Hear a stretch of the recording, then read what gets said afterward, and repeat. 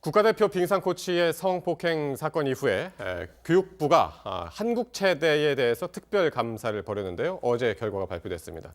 전명규 한국체대 교수가 조재범 전 국가대표 코치의 폭행 피해자들의 합의를 종용한 것으로 확인이 됐습니다.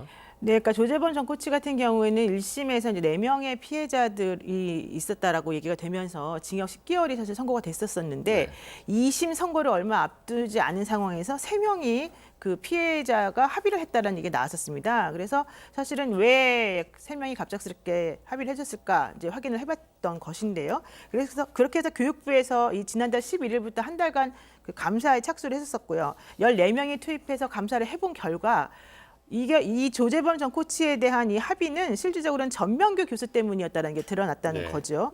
전명규 교수가 뭐라 그러냐면 관련 지인들을 동원해서 그 피해자들에게 정신병원에 갈 정도로 압박을 해서라도 합의를 할 수 있게끔 종용을 해라라는 요구를 했었었고 그로 인해서 실질적으로 그 중에 한 명이 그 아마 다른 동생인가가 또 그 운동을 하고 있었던 사람인 것 같아요. 네가 나중에 졸업하고 나면은 어디에 취직해야 되는데 실업팀에 가야 되는데 네가 이번에 이걸 협조하지 않으면 못 간다 이런 식으로 얘기를 하면서 결국에 부모까지 협박을 하는 상황이 돼버렸고 이제 이런 식으로 전방위적인 압박을 통해서 사건을 무마하려고 했던 시도가 지금 나왔다는 거죠.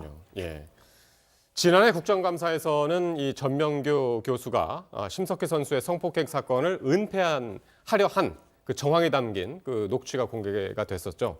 이에 대해서 전 교수는 기자회견을 통해서 관련 사실을 알지 못한다고 이제 부인을 했었는데 그 이야기들을 한번 듣고 오시겠습니다. 제보인은 지금 하니까 서로 17번 또 안 하고 뺀질 지금 보면 교섭하면서 센 사람 차이들한테 보는 말들 하는데 너네 전력특보를 해야지. 기자회견을 하려고 했어. 옛날에 맞자마자 그 다음날 기자회견을 하려고 했어. 근데 그거 바꾼 거야. 새벽 1시까지 얘기하고. 성폭력이나 이런 부분들에 대해서는 제가 전부 알 수 없겠죠. 알 수 있는 사항도 아니고요. 실제로 조재범 코치가 석희를 상습적으로 폭행해 왔다는 것도 사실은 저는 몰랐습니다. 그에 대해서는 석희에게 상당히 미안하고 하여튼 여러분들에게 송구스럽게 생각합니다.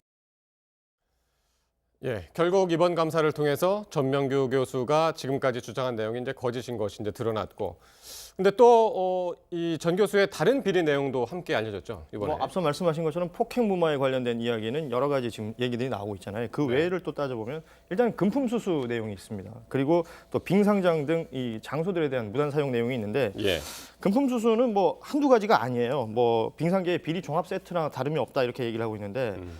일단은 그 빙상장이 한체대 같은 경우는 국립대학이고 우리 세금으로 운영되는 곳이거든요.